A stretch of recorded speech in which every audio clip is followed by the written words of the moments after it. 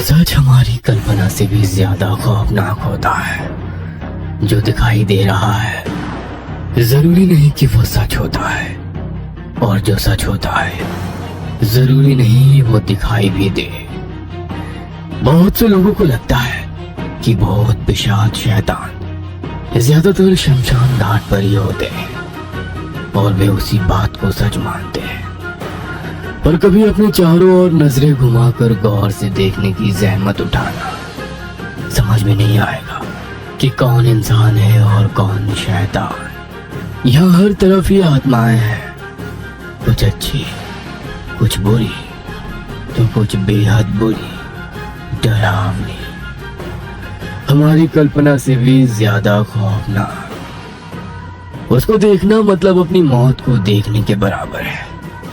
मैंने देखी है, देखना चाहोगे? रात के लगभग 8 बज चुके होंगे। दौड़ते हुए कदमों से पोस्टमार्टम करने वाले मारुति राव पोस्टमार्टम कमरे की ओर चलने लगे। बहुत सालों का पोस्टमार्टम का अनुभव ही उनकी पहचान थी। कभी कभी कुछ शव ऐसे होते थे जो पुलिस भी नहीं देख पाती थी। ऐसे शवों का पोस्टमार्टम मारुति राव बिना हिचकिचाहट करते थे। बारिश के पानी से भीग के फूला हुआ शव हो या कई दिनों का सड़ा हुआ शव हो, मारुति राव बिना डरे उन शवों का पोस्टमार्टम करते थे। उनके इस साहस की वजह से उनके सारे सहकर्मचारी उनकी बहुत तारीफ करते थे। इसी खासियत की वजह से अस्पताल के सीनियर डॉक्टर सावंत के साथ उनकी अच्छी दोस्ती थी। चलते चलते मारुति राव के दिमाग में कल रात की सावंत साहब के साथ की हुई बात घूम रही थी।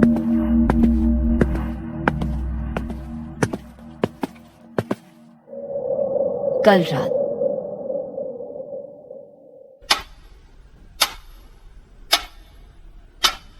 लगभग 11 बजे थे।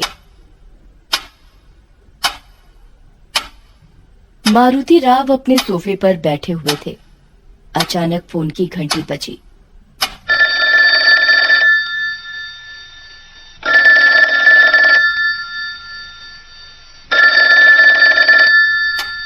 घड़ी की ओर देखते हुए मारुति राव ने फोन उठाया। हेलो जी, कहिए सावंत साहब। मारुति, एक लड़का है, उसे काम से निकालना है। मेरी उसके साथ कुछ खास बनती नहीं। उसने मेरे साथ कई बार बदतमीजी से बात की है, इसलिए आज तुम्हारे साथ उसकी ड्यूटी लगाई है। साहब, नाम क्या है उसका? दीपक नाम है उसका। अब ये दीपक बुझ ही गया समझो साहब। पोस्टमार्टम रूम में काम करना कोई बच्चों का खेल नहीं है। मारुति, एक बात पूछूं? संकोच भरी आवाज में सावंत ने पूछा। सावंत साहब, संकोच किस बात का है? पूछिए जो पूछना है। मारुति, तुम इतने सालों से पोस्टमार्टम कर रहे हो, पर क्या तुम्हें भूत प्रेत आत्मा इन बातों पर विश्वास है? भूत? साहब, ये सब मनगढ़ंत कहानियां हैं। मुझे ऐसे मनगढ़ंत कहानियों पर विश्वास नहीं है। बहुत ही आत्मविश्वास के साथ मारुति राव ने जवाब दिया। और बताइए साहब, आप वापस कब लौट रहे हो? अभी भी मुंबई में ही हूँ, कल तक पहुँचूंगा। मुंबई से करीब 8 घंटों का सफर है। और एक बात मारुति, वो लड़का यानी दीपक की एक खासियत है। खासियत? कौन सी खासियत? अभी थोड़ा व्यस्त हूँ, वैसे भी कल आने वाला हूँ, तो मिल के बात करते हैं। कल की वो बात याद करके मारुति राव मन ही मन मुस्कुरा रहे थे। आज फिर सावंत साहब ने एक जिम्मेदारी मुझे सौंप दी। जिन लोगों को काम से निकालना होता है, उन लोगों की ड्यूटी सावंत साहब मेरे साथ पोस्टमार्टम कमरे में लगाते हैं। यानी कि वो खुद काम छोड़ देते हैं, उन्हें निकालने की नौबत ही नहीं आती है। चलते चलते मारुति राव पोस्टमार्टम कमरे के पास पहुंच गए। वहाँ 24-25 साल का एक लड़का खड़ा था। सामने टेबल पर सफेद कपड़े के नीचे एक शव भी था। नाम क्या है तुम्हारा? सर दीपक। दीपक, पोस्टमार्टम करते हुए भुज मत जाना दीपक। मारुति राव ने अपनी पोशाक पहनी और दीपक से कहा। डर लग रहा हो तो अभी बताओ, यहाँ कई लोग चक्कर खाकर गिर चुके हैं। मारुति राव ने शर्ट से सफेद कपड़ा हटाते हुए कहा। लगभग 25 साल उम्र होगी इसकी। सिर पूरी तरह कुचला गया है, शायद किसी बड़े पत्थर से खून किया है। शव की अवस्था देख दीपक ने आंखें बंद कर ली। इतने में ही डर गए? सिर्फ सिर तो फटा है, पोस्टमार्टम में तो शरीर के सारे अंग निकालने पड़ते हैं, तब क्या करोगे? मारुति राव की बात दीपक को बुरी लगी। उसने हिम्मत करते हुए शव की ओर देखा और कहा। इसका खून नहीं हुआ है, काम पे जाते वक्त गाड़ी फिसल गई होगी और तभी किसी भारी गाड़ी के नीचे उसका सर कुचल गया होगा, इसलिए चेहरा भी पहचान नहीं सकते। अरे वाह, बहुत ही हिम्मत वाले हो। देखते ही निष्कर्ष निकालने लगे। बिना कुछ कहे दीपक शांति से खड़ा होकर देखता रहा। मारुति राव ने टेबल के पास रखे सर्जिकल ब्लेड को उठाया और दीपक की ओर देखते हुए कहा। इतना डरे हुए क्यों लग रहे हो? पोस्टमार्टम तो इसका हो रहा है और दर्द तुम्हें क्यों हो रहा है? तभी दीपक ने उस शव की तरफ देखते हुए गंभीरता से कहा। मौत के बाद इसके शरीर से बाहर पड़ी आत्मा अपने शरीर का पोस्टमार्टम होते हुए देखेगी तो उसे कैसा लगेगा?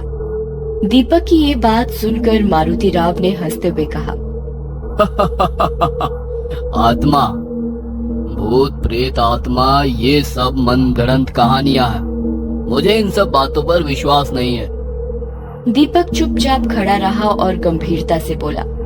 मनगढ़ंत कहानियां? माफ कीजिए सर, पर जब तक हम देखते नहीं हम विश्वास नहीं करते, और हम विश्वास करें या ना करें इन्हें फर्क नहीं पड़ता। दीपक का अस्वस्थ चेहरा देखकर मारुति राव ने आत्मविश्वास से कहा। अपना ये पोस्टमार्टम का काम देखकर खुद भूत प्रेत आत्मा हमसे डरते हैं। हो क्यों डरे भला? उन्हें किस बात का डर? जख्म दर्द तो उन्हें होता ही नहीं है, उसके लिए उनके पास शरीर जो नहीं होता वो कहीं भी जा सकते हैं, आपके सामने भी हो सकते हैं। दीपक की इस बात से मारुति राव को गुस्सा आ गया। उन्होंने गुस्से से दीपक को देखते हुए सर्जिकल ब्लेड उठाया और टेबल पर पड़े शव के गले में भोंक।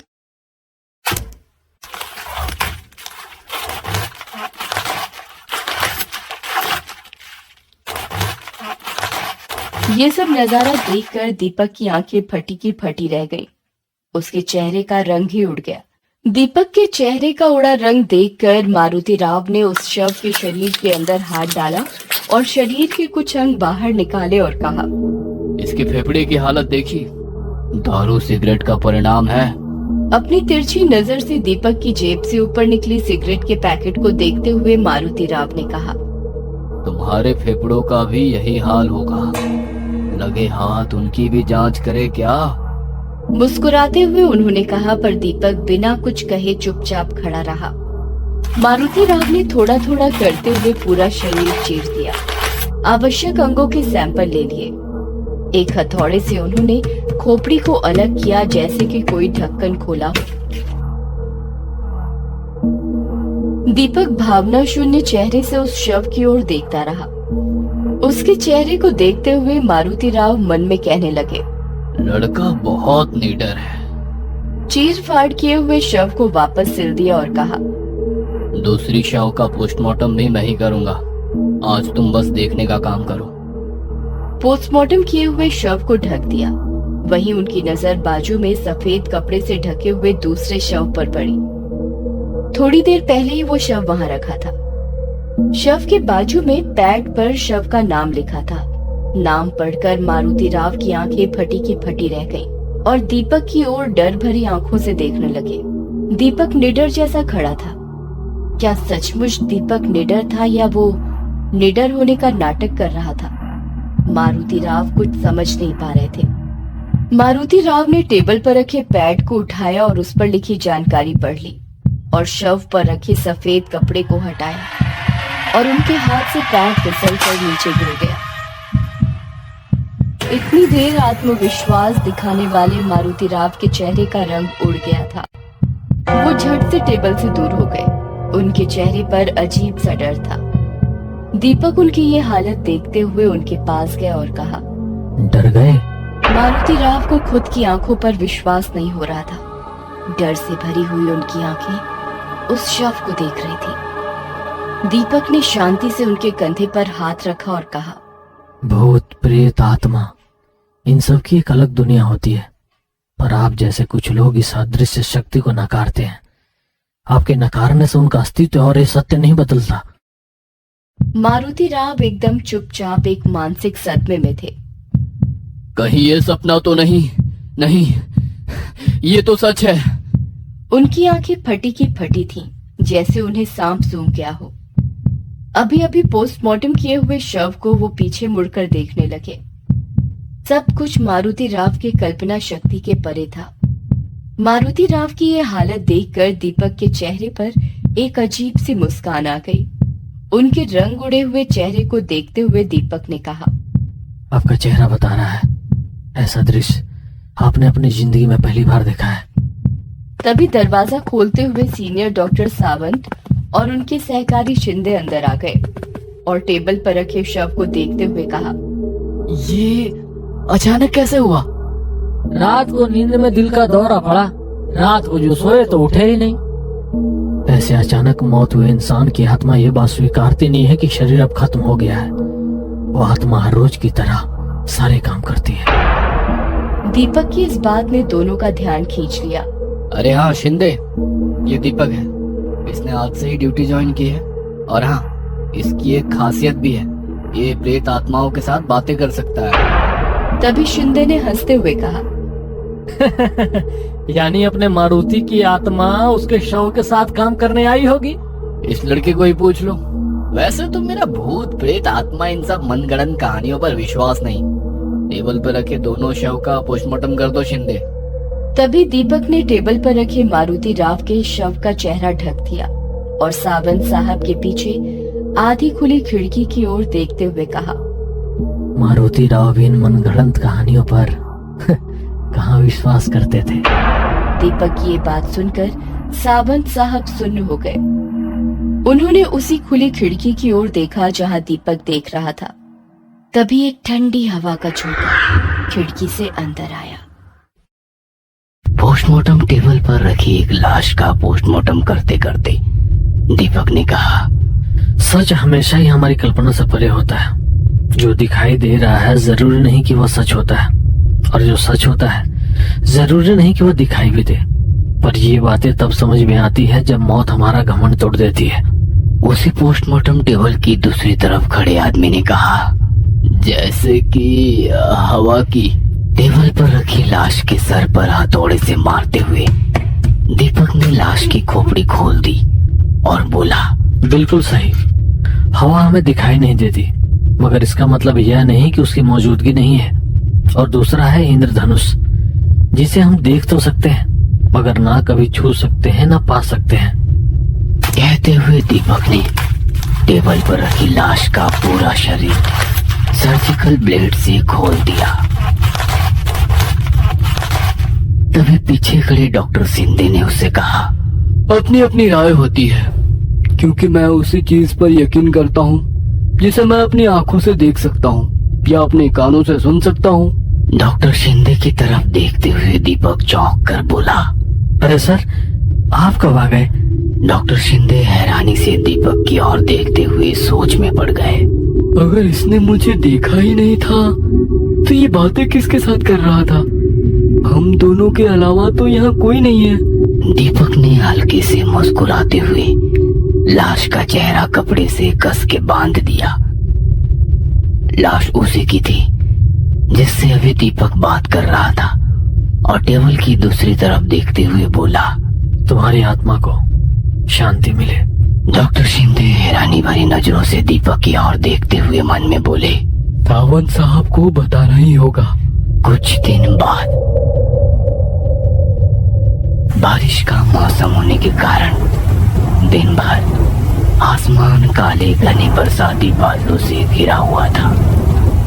पिछले 3-4 दिन से बारिश इस तरह से कहर बरसा रही थी जैसे कि आसमान फट गया हो। शाम के 4 बज चुके थे। आज पूरे दिन एक भी पोस्टमार्टम का केस न आने की वजह से दीपक अपनी कैबिन में कुर्सी पर बैठा कल की गई लाशों के पोस्टमार्टम रिपोर्ट और तस्वीरों की जांच कर रहा था कि तभी मोबाइल पर किसी का कॉल आया। जी बोलिए साहब। दीपक, पोस्टमार्टम का केस आया है। एक लड़की जो पागल हो गई थी, पोस्टमार्टम करने के बाद मुझे फोन करना। सावंत साहब की बात सुनकर दीपक ने पूछा, मौत की वजह शॉक ट्रीटमेंट? अरे नहीं, पर तुम्हें पोस्टमार्टम में पता चल ही जाएगा। और हाँ दीपक, शहर की सारी एम्बुलेंस कोरोना मरीजों के लिए लगाई गई है, इसलिए उस पागल खाने के नजदीक एक पुराना सरकारी अस्पताल है। कुछ देर में मेंटल हॉस्पिटल के लोग लाश को अस्पताल में पोस्टमार्टम के लिए पहुंचा देंगे। ठीक है? ठीक है सर, पर उस अस्पताल में पोस्टमार्टम की सुविधा है ना? अरे दीपक, इस शहर का सबसे पुराना पोस्टमार्टम डिपार्टमेंट वही है, इसलिए फिक्र मत करो। काम खत्म होते ही मुझे फोन करना। रेनकोट पहनकर दीपक अपनी बाइक से पोस्टमार्टम करने के लिए निकल पड़ा। अभी भी काफी तेज बारिश हो रही थी। लॉकडाउन की वजह से रास्ता पूरी तरह से सुनसान था। कोई आम इंसान सड़क पर दिखाई नहीं दे रहा था। रास्ते पर खड़े पुलिसकर्मी और सायरन बजाते तेजी से आने जाने वाली एम्बुलेंस, बस यही नजर आ रहा था। कुछ ही देर में सावंत साहब के बताए पते पर दीपक पहुंचा। अस्पताल की इमारत काफी पुरानी थी, पर कुछ मरीजों का अब भी इलाज किया जा रहा था। ऑफिशियल काम खत्म कर अपनी फाइल को रेनकोट में छिपाकर बारिश के पानी से बचाता हुआ वो अस्पताल के पीछे स्थित पोस्टमार्टम कमरे की तरफ अकेले ही चलने लगा। बारिश का मौसम और कोरोना लॉकडाउन की वजह से हॉस्पिटल के पीछे वाले उस पोस्टमार्टम डिपार्टमेंट में इंसान ना के बराबर ही थे। कच्ची सड़क के आसपास कमर तक उगी हरी घास, कुछ झाड़ियों के बीच जर्जर हुआ वो रंग उड़ा कमरा बाहर से ही काफी डरावना लग रहा था। शाम के 4:30 बजने के बावजूद भी काले घने बादलों से घिरा आसमान रात के अंधेरे जैसा महसूस हो रहा था। पोस्टमार्टम कमरे के बाहर रुकते हुए दीपक ने दाईं तरफ खड़ी बरगद की पेड़ को कुछ सेकंड देखता रहा। बाहर की तरफ खुलने वाला दरवाजा खोला, अंदर जाकर दरवाजा बंद कर लिया और अपना रेनकोट वहीं पर लटका दिया। दीवार से सटी लकड़ी की अलमारी का दरवाजा खोलकर पोस्टमार्टम के कपड़े चढ़ाए। उसने पोस्टमार्टम टेबल की ओर देखा। कुछ ही कदमों पर सफेद कपड़े से ढकी एक लाश टेबल के ऊपर रखी थी। अलमारी के पास का बटन शुरू करते ही पोस्टमार्टम टेबल के ऊपर लटक रही ट्यूबलाइट ऑन हो गई। पुराने जर्जर हुए उस कमरे के भीतर नजर घुमाते हुए दीपक उस लाश के नजदीक गया और टेबल के ऊपर रखे रिपोर्ट उठाकर देखा। नाम सिमरन, उम्र 24 साल, पता।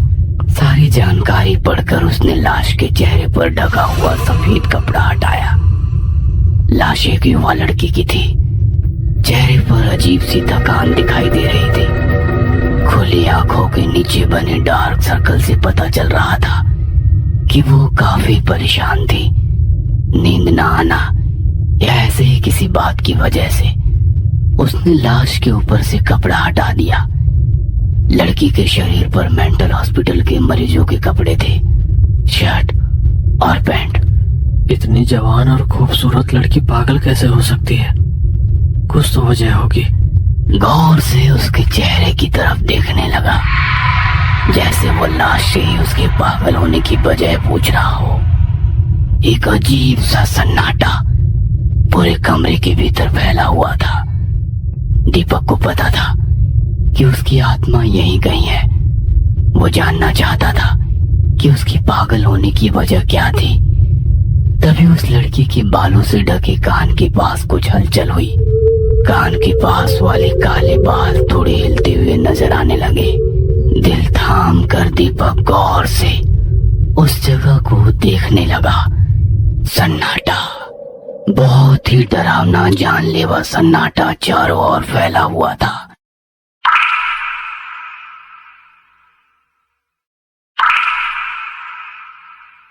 इतना सन्नाटा था कि दीपक को अपने दिल की धड़कन भी साफ साफ सुनाई दे रही थी। दीपक को थोड़ा अजीब लग रहा था। धीरे से अपना हाथ उस लड़की के कान के पास ले जाते हुए बालों को छुआई था कि तभी एक मधुमक्खी जैसा कीड़ा उस लड़की के बालों से निकलकर एकदम से दीपक के चेहरे पर झपटा। मधुमक्खी की गुनगुनाती तेज आवाज के साथ काफी देर से फैला हुआ अजीब सा सन्नाटा एक झटके में खत्म हो गया। उस कीड़े को हटाने के लिए दीपक जद्दोजहद करने लगा, पर वो कुछ देर तक धूं धूं आवाज करते हुए दीपक को परेशान करता है और कुछ ही सेकंड में वो कीड़ा उसकी आंखों से ओझल हो गया।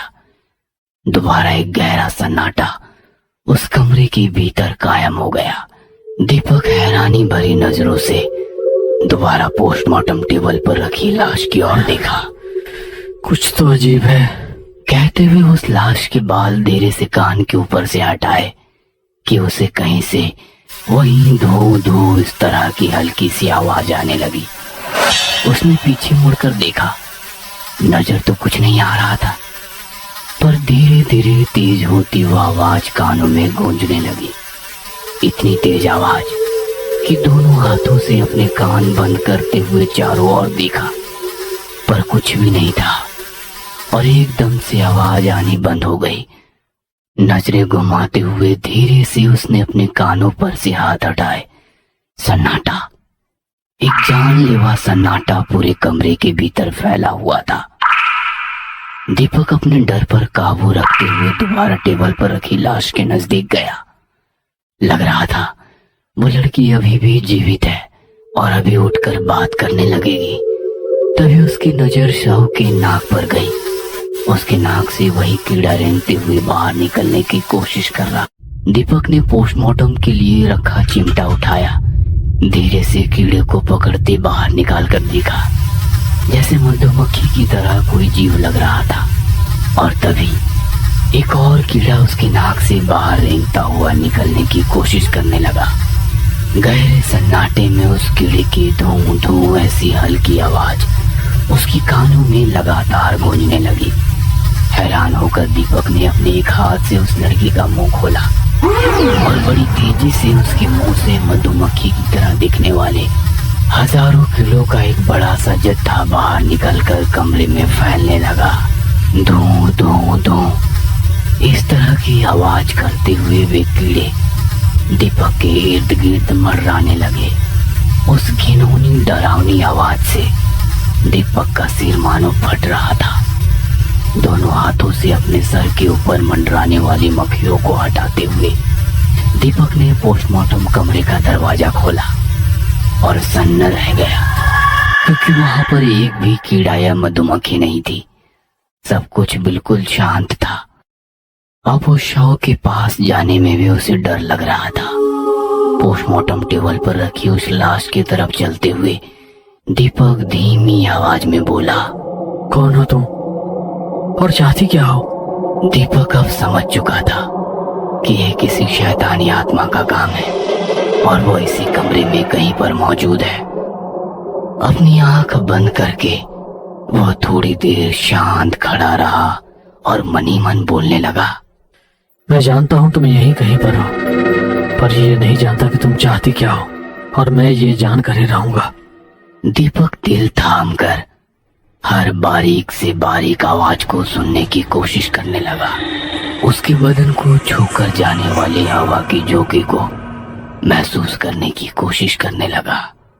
आवाज आ रही थी, मगर हल्की सी बारिश की आवाज, पेड़ों से पत्तों के ऊपर से टपकती बूंदों की आवाज।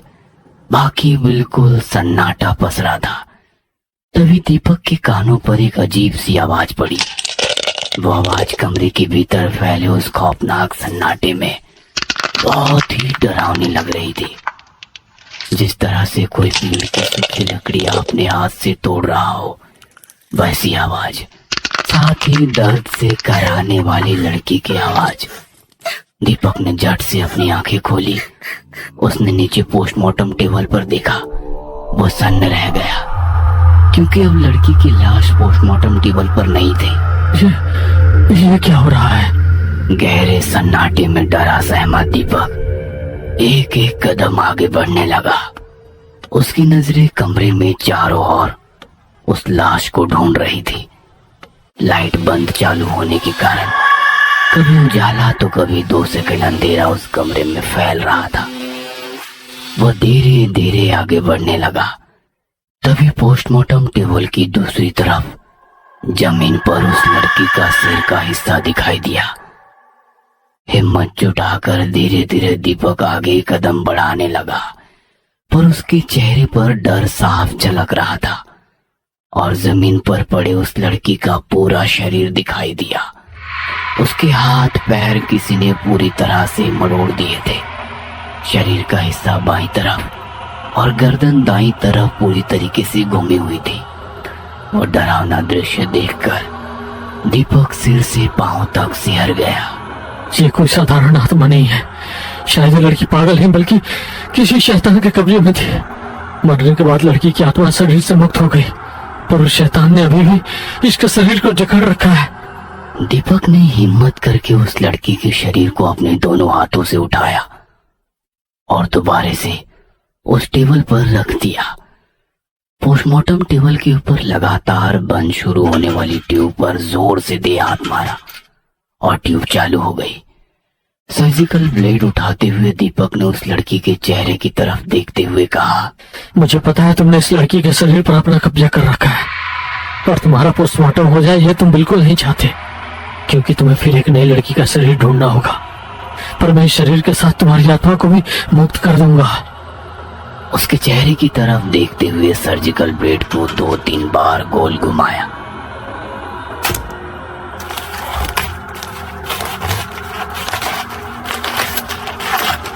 कुछ ही देर में दीपक ने उस लड़की की लाश को ब्लेड से पूरा शरीर खोल दिया, पर उसकी हाथों के भीतर कुछ रेंगने वाले कीड़े अभी भी जिंदा थे। यह देखकर एक पल के लिए दीपक भी सहम गया। लड़की के चेहरे की तरफ देखते हुए बोला, अगर ये बात सावन साहब को बताऊंगा तो वे यकीन नहीं करेंगे। तुम्हारी मौत आज नहीं बल्कि 1 महीने पहले हो चुकी थी, जब इस आत्मा ने तुम्हारे शरीर को अपना घर बना लिया था। कुछ ही देर में पोस्टमार्टम पूरा कर दिया। पूरा शरीर सफेद कपड़े में लपेट दिया और चेहरा ढकने से पहले दोबारा उस लाश की आंखों में देखते हुए बोला, मैंने तुमसे कहा था ना, इस शरीर के साथ साथ तुम्हारी शैतानी आत्मा को भी खत्म कर दूंगा। चलो तुम्हारी आत्मा को शांति मिले। और उस लाश का चेहरा ढकते हुए अच्छे से बांध दिया। काम खत्म होते ही मुझे फोन करना। पहले सावंत साहब को इन्फॉर्म करता हूँ। कॉल करने के लिए उसने मोबाइल फोन पॉकेट से बाहर निकाला ही था कि तभी दोबारा लाइट बंद शुरू होने लगी। अंधेरे के साथ उजाला लुका छुपी खेल रहा था। दीपक लाइट के बटन की ओर चलने लगा। सावंत साहब को फोन लगाया और मोबाइल कान से लगाकर बटन को बंद शुरू करके देखने लगा। लाइट अभी भी बंद शुरू हो रही थी। 3-4 रिंग के बाद सावंत साहब ने फोन उठाया। अरे दीपक, कहाँ हो? कब से फोन ट्राई कर रहा हूँ। माफ कीजिए सर, मोबाइल साइलेंट मोड पर था। ठीक है, कोई बात नहीं। दीपक, मुझे डॉक्टर शिंदे ने बताया कि तुम सच में आत्माओं से बातें करते हो। दीपक ने हल्का मुस्कुराकर कहा। हाँ शायद। सावंत साहब आगे कुछ बोलते कि तभी फोन कट हो गया। दीपक ने उन्हें कॉल करने की कोशिश की, पर शायद कवरेज नहीं था। तभी कमरे के भीतर फैले खौफनाक सन्नाटे से दोबारा वही डरावनी आवाज आने लगी। आवाज सूखी लकड़ियों की तरह, इंसानी जिस्म की हड्डियां तोड़ने की आवाज। तभी दीपक के पीछे अंधेरे में उस पोस्टमार्टम टेबल पर सफेद कपड़े में लिपटी लाश में कुछ हलचल होने लगी। हैरानी भरी नजरों से उसने पीछे मुड़कर देखा और उसके चेहरे का रंग उड़ गया। पोस्टमार्टम टेबल पर रखी उस लाश के भीतर कुछ हलचल हो रही थी। उस लाश के ऊपर लपेटे सफेद कपड़े को चीरते हुए दोनों हाथ बाहर निकल रहे थे और उस सन्नाटे में किसी जानवर के गुर्राने की आवाज गूंजने लगी। दीपक अपने डर पर काबू रखते हुए सामने हो रही वो हलचल को गौर से देखने लगा। तभी लाइट शुरू हो गई और दीपक ने देखा कि सफेद कपड़े से बाहर निकले सड़े हाथों के ऊपर का मांस हड्डियों के सहारे लटक रहा था। मरोड़ते हुए वे दोनों हाथ अब लाश के चेहरे पर बंधे कपड़े पर घूमने लगे। वो नजारा दीपक के लिए दिल दहला देने वाला था। उसकी नजरें लाश पर ही टिकी थी और वो बिना आवाज किए एक एक कदम पीछे चलने लगा और फिर टेबल पर रखी लाश के सड़े गले हाथ चेहरे के ऊपर बंधे कपड़े को फाड़ने लगे। तभी टेबल के ऊपर की ट्यूब फट गई और पूरे कमरे में धुंधला सा अंधेरा छा गया। उस कमरे में फैले गहरे सन्नाटे में कपड़े को फाड़ने की आवाज गूंज उठी और फिर सब कुछ जैसे शांत हो गया। अपने कांपते हाथों से उसने मोबाइल का टॉर्च शुरू करते हुए रोशनी पोस्टमार्टम टेबल की तरफ डाली और डर के मारे उसकी धड़कन ही रुक गई। पोस्टमार्टम टेबल पर वो लाश नहीं थी, टेबल खाली था। आवाज आ रही थी तो किसी की गहरे गहरे करती सांसों की। अब वहां रुकना मतलब अपनी मौत को दावत देने के बराबर था, क्योंकि वो शैतानी आत्मा थी, मासूम लोगों को मारकर उनके शरीर पर कब्जा करने वाली शैतानी आत्मा। बाहर निकलने के लिए दीपक झट से दरवाजे की तरफ मुड़ा।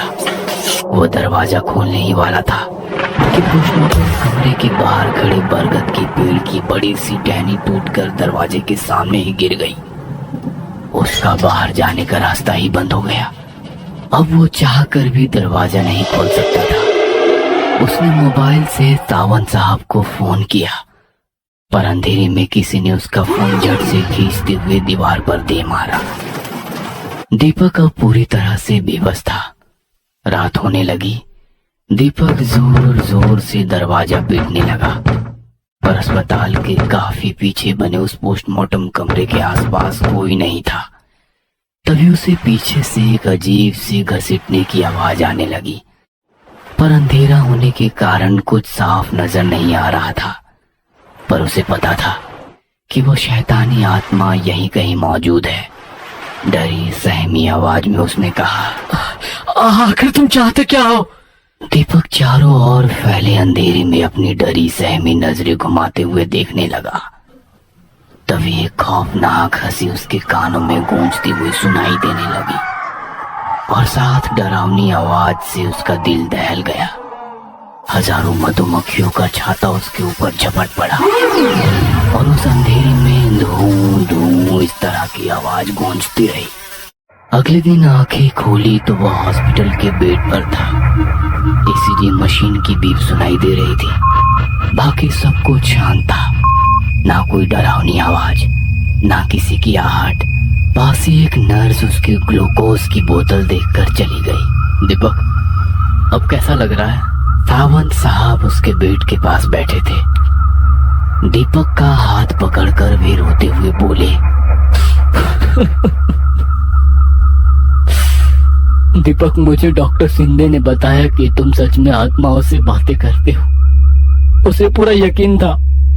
वैसे मैं भूत प्रेत इन सब पर यकीन नहीं करता, क्योंकि मैं यकीन करना ही नहीं चाहता। कुछ साल पहले मेरी बेटी के शरीर पर एक शैतानी आत्मा ने कब्जा कर लिया। हमने कई साइकिट्रिस्ट को दिखाया, पर कोई फायदा नहीं हुआ।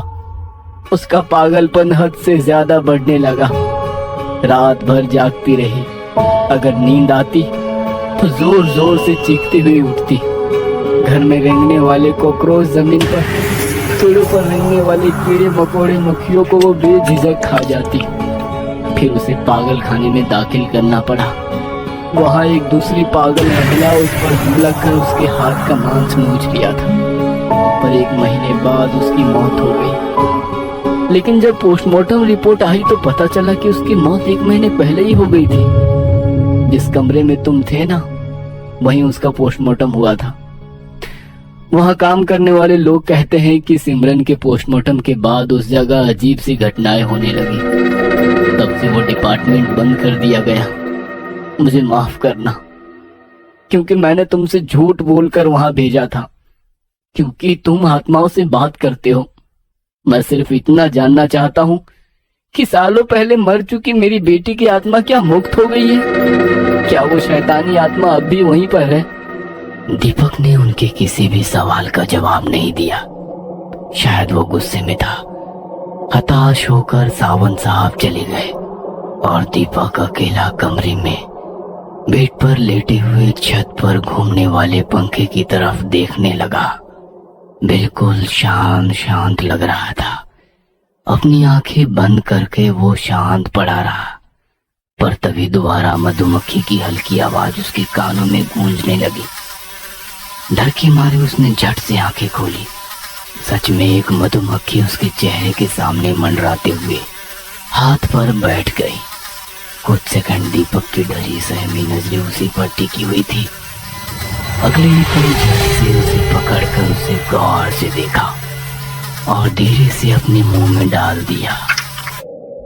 पूरे कमरे में धुंधली हल्की रोशनी छाई हुई थी, पर कमरे के बीचों बीच उस पोस्टमार्टम टेबल के ऊपर जलती ट्यूब की तेज रोशनी टेबल के ऊपर रखी लाश पर पड़ रही थी। दीपक गुमसुम उदास चेहरे से टेबल की एक तरफ खड़ा था। चेहरे से ही लग रहा था कि उसके दिल में किसी अनजान चीज का अजीब सा डर, अजीब सा खौफ बसा हुआ है। पोस्टमार्टम टेबल की दूसरी ओर खड़े सावंत साहब टेबल पर रखी लाश का पोस्टमार्टम पूरा कर लाश को सफेद कपड़े से बांधने में लगे हुए थे। सफेद कपड़े में लिपटी हुई उस लाश के ऊपर अपनी डरी सहमी नजरें गड़ाए हुए दीपक ने सावंत साहब से कहा, सर, पता नहीं पर कुछ दिनों से अजीब सा महसूस हो रहा है। ऐसा लगता है जैसे कोई मुझ पर नजर गड़ाए हुए है। मेरे आसपास काले अंधेरे में कोई छुप कर बैठा है जो मुझे 24 घंटे घूरता रहता है। दीपक, तुम्हें किसी अच्छे डॉक्टर को दिखाना चाहिए। सावंत साहब की बात सुनकर दीपक ने उदासी भरी नजरों से उनकी तरफ देखते हुए कहा, सर, मैंने डॉक्टर से भी बात की, पर वो कहते हैं कि मुझे हेलुसिनेशन हो रहा है। यह सब मेरा वहम है। सर, ऐसा लगता है जैसे कोई मेरे शरीर के भीतर है, जो धीरे धीरे मेरा शरीर अंदर से कुरेद रहा है। मतलब क्या कहना चाहते हो? सावंत साहब ने गंभीरता से पूछा। सावंत साहब की तरफ देखते हुए दीपक ने गंभीरता से कहा, सर, आपने लीच देखी है जो आमतौर पर किसी बरसाती झरने के पास बहते पानी या कीचड़ में पाई जाती है। जब वो लीच हमारे शरीर पर चिपक जाती है तो हमें महसूस नहीं होता, पर वो हमारा खून लगातार पीती रहती है और हमें दर्द ना हो इसलिए वो हमारे शरीर के उस हिस्से को एक अजीब सा एनेस्थीसिया देती है। बिल्कुल वैसे ही कोई मेरा शरीर अंदर से कुरेद रहा है, पर मुझे दर्द नहीं हो रहा। दीपक की अजीब सी बातें सुनकर सावंत साहब ने कहा, दीपक, मेरे ख्याल से तुम्हें आराम की सख्त जरूरत है। काम के बढ़ते बोझ के कारण तुम्हारा दिमाग काफी थक गया है। तुम ऐसा करो, कुछ दिन के लिए छुट्टी ले लो। दीपक ने दोबारा अपनी नजरें टेबल पर गड़ाते हुए अपनी सहमी आवाज में कहा, सर, मुझे लगता है आपकी बेटी को मारने वाली वो शैतानी आत्मा अब मुझे भी खत्म कर देगी।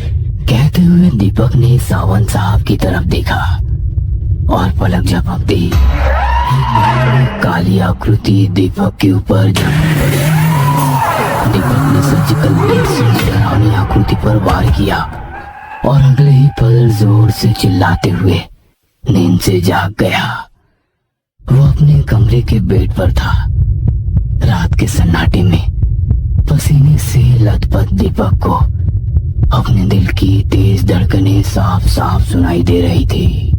ओह, आज फिर वही डरावना सपना। पता नहीं ये सपना बार बार क्यों आ रहा है और कब तक आता रहेगा। अपने आप से बातें करते हुए उसने दीवार पर टंगी घड़ी की ओर देखा तो रात के 2 बजने वाले थे। वो दोबारा बेड पर लेटे सोने की कोशिश करने लगा। सुबह दीपक तैयार होकर काम पर पहुंच चुका था। पोस्टमार्टम रूम के भीतर पहुंचते ही उसे एक अजीब सी बेचैनी महसूस होने लगी। अपनी आंखें बंद करके उसने लंबी सांसें ली हमेशा की तरह एक लाश पोस्टमार्टम टेबल पर सफेद कपड़े में ढकी हुई नजर आई। कमरे के भीतर आते ही उसने लाइट शुरू कर दी है।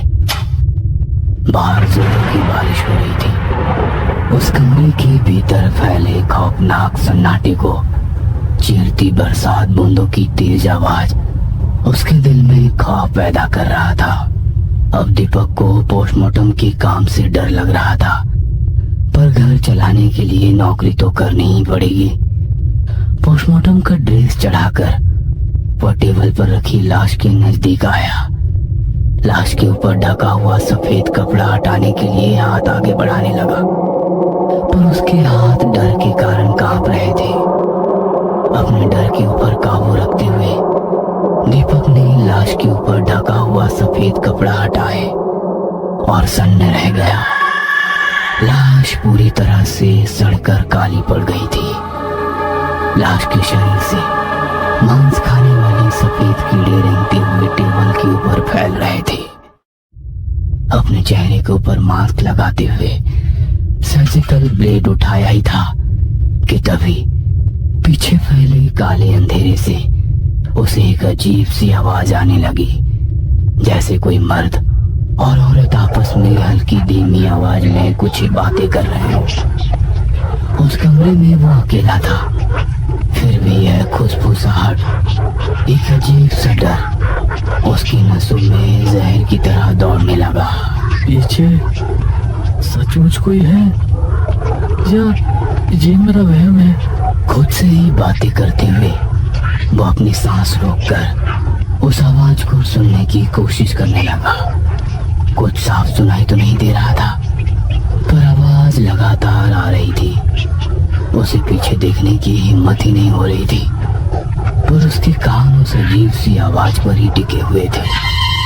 उसने झट से पीछे मुड़कर देखा और सब कुछ एकदम से शांत हो गया। कमरा थोड़ा अजीब सा लग रहा था। अपनी सांसें रोककर वो पीछे वाली दीवार पर लगे बड़े से कांच को देख रहा था। पीछे दीवार पर लगे उस काले कांच में दीपक को अपनी और पोस्टमार्टम टेबल पर रखी लाश का अक्स धुंधला सा नजर आ रहा था। लेकिन अब वो आवाज बंद हो गई थी, मगर उस कमरे में फैला हुआ एक अजीब सा सन्नाटा दिल में खौफ पैदा कर रहा था। दीपक हैरानी भरी नजरों से कुछ सेकंड उस आईने को देखता रहा और दोबारा टेबल की ओर मुड़ा तो जैसे उसकी जान हलक तक आ गई थी, क्योंकि उस लाश का काला पीला पड़ा हुआ चेहरा बिल्कुल दीपक के चेहरे के पास था। लाश की खुली आंखें उसी को ही घूरे जा रही थी। यह खौफनाक नजारा देखकर दीपक की जैसे सांसें रुक गई और अगले ही पल दीपक की गर्दन पकड़कर वो लाश घूरते हुए बोली, किसे ढूंढ रहे हो? वो डरावना दृश्य देखकर दीपक झट से कुछ कदम पीछे हटते हुए लड़खड़ाकर फर्श पर गिर गया। उसने डर भरी नजरों से टेबल पर देखा, पर सब कुछ सामान्य था। वह लाश वैसे ही टेबल पर लेटी हुई थी। ये क्या हो रहा है मेरे साथ? मेरा वहम है या सच में कोई बुरी आत्मा मेरे साथ खेल रही है? ये सब कुछ मेरे बर्दाश्त के बाहर है। अगर ऐसे ही चलता रहा तो मेरा दिमाग फट जाएगा। खुद को संभालते हुए वह उठकर खड़ा हो गया और डर भरी नजरों से उस कमरे में चारों ओर देखने लगा, पर सब कुछ शांत था। ना किसी की आहट, ना कोई आवाज, बस एक जानलेवा सन्नाटा उसके दिमाग पर हावी हो रहा था। एक अजीब सी थकान उसे महसूस होने लगी। 4-5 कदमों पर टेबल पर रखी उस लाश पर नजर डाली। मैं जानता हूँ तुम्हारी आत्मा इसी कमरे में मौजूद है, पर क्या तुम्हारी आत्मा के अलावा कोई और आत्मा इस कमरे में मौजूद है? और क्या वो मुझसे कुछ कहना चाहती है? दीपक कुछ सेकंड तक उस लाश के चेहरे को ही निहारता रहा। पूरी तरह सड़कर काली पड़ी उस लाश के जिस्म से मांस खाने वाली कीड़े निकल रहे थे, पर उसकी आंखें खुली होने के कारण लाश का चेहरा देखकर अजीब सी घबराहट हो रही थी। इस सन्नाटे में उसे अपने दिल की धड़कनें साफ साफ सुनाई दे रही थी। और तभी झट से एक औरत की काली परछाई अजीब से हंसते हुए दीपक के पीछे से गुजरी। दीपक ने डरी सहमी नजरों से पीछे मुड़कर देखा, पर पीछे सिर्फ अंधेरा था। वो अब समझ चुका था कि एक शैतानी आत्मा उसके इर्द गिर्द मंडरा रही है। अपने डर पर काबू रखते हुए उसने टेबल पर पड़ी लाश को देखा और बाजू के ट्रे में पोस्टमार्टम के लिए रखे औजारों में से सर्जिकल ब्लेड उठाया। टेबल पर रखी लाश को देख अपनी दोनों आंखें बंद कर ली और एक लंबी सांस लेते हुए अपने डर को कम करने की कोशिश करने लगा। लेकिन फिर एक बार उसे वही हल्की और फुसफुसाहट सुनाई दी, पर उस आवाज को नजरअंदाज करते हुए उसने आंखें खोली और लाश को देखते हुए अपने हाथ में पकड़ा सर्जिकल ब्लेड धीरे से लाश की गर्दन में घुसाया। लाश के शरीर को चीरते हुए ब्लेड पीठ तक ले गया।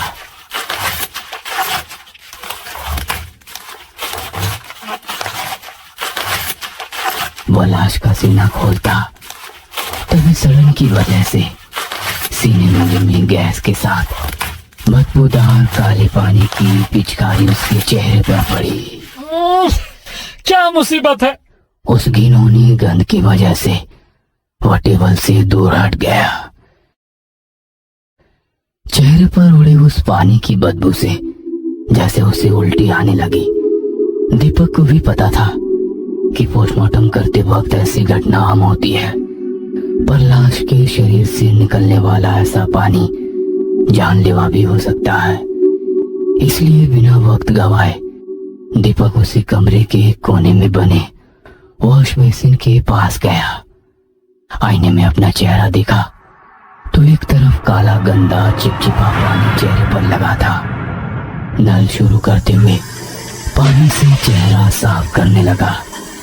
पानी से चेहरा साफ तो हो गया, पर उस बदबू की वजह से अभी भी घुटन हो रही थी।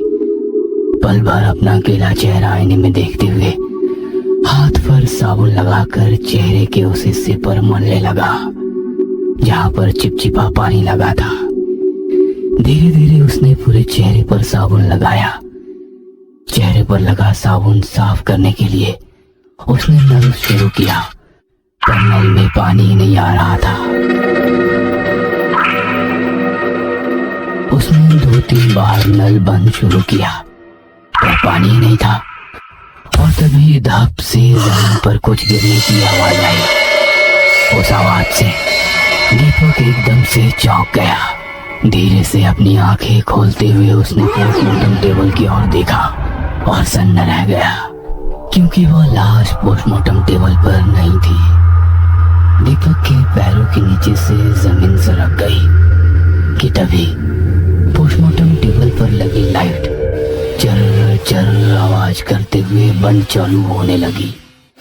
वो कुछ समझ पाता कि अगले ही पल आंखों में साबुन जाने की वजह से आंखों में जलन हुई, जिससे झट से उसने अपनी आंखें बंद कर ली। दिल में अजीब सी घबराहट होने लगी, धड़कनें तेज हो गई। डर के मारे वो दोबारा नल शुरू करने लगा, पर कोई फायदा नहीं था और एक अजीब सी आवाज ने उसे हिलाकर रख दिया। साबुन से होने वाली जलन की वजह से आंखें बंद थी, पर कानों से वो आवाज को सुनने लगा। आवाज जैसे कोई इंसान दर्द से करा रहा था। आवाज तो आ रही थी, पर आवाज कहां से आ रही थी ये समझ में नहीं आ रहा था। अपनी सांसें रोककर वो अपनी आजू बाजू से आने वाली हर आवाज को गौर से सुनने की कोशिश करने लगा और इस गहरे जानलेवा सन्नाटे से दोबारा वही कहराने की आवाज आई, पर इस बार जमीन पर घसीटने की आवाज भी थी, जैसे आसपास फैले काले अंधेरे में से कोई जमीन पर रेंगता हुआ उसकी तरफ आ रहा हो। डर के मारे दीपक की धड़कनें तेज हो गई। जैसे तैसे उसने आंखें खोली और सामने का वो डरावना दृश्य देखकर धड़कन ही उसकी रुक गई, क्योंकि जिस लाश का वो पोस्टमार्टम कर रहा था वही लाश जमीन पर पड़ी थी।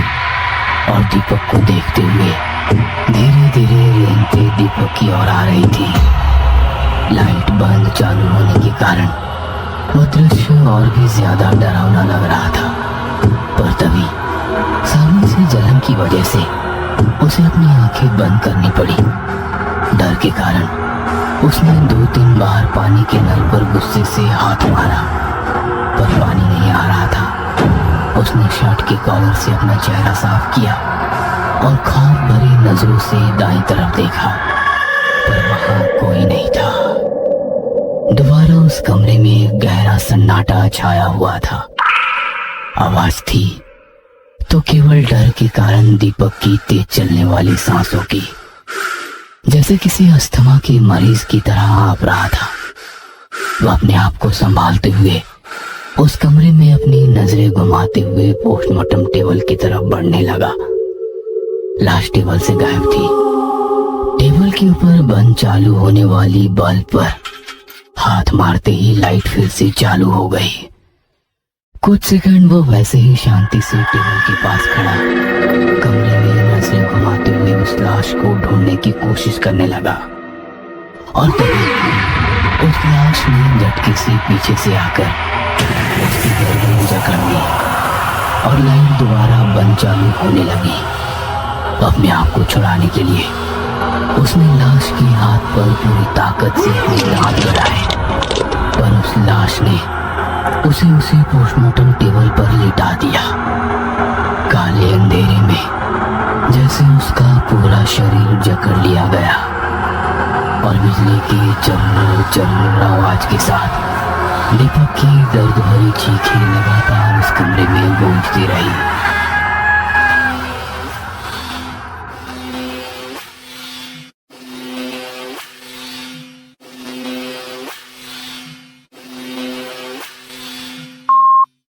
सर, पिछले 2 महीने से ये 10वीं बार हुआ है। आप मानो या ना मानो, पर उसके साथ कुछ तो अजीब हो रहा है। मतलब?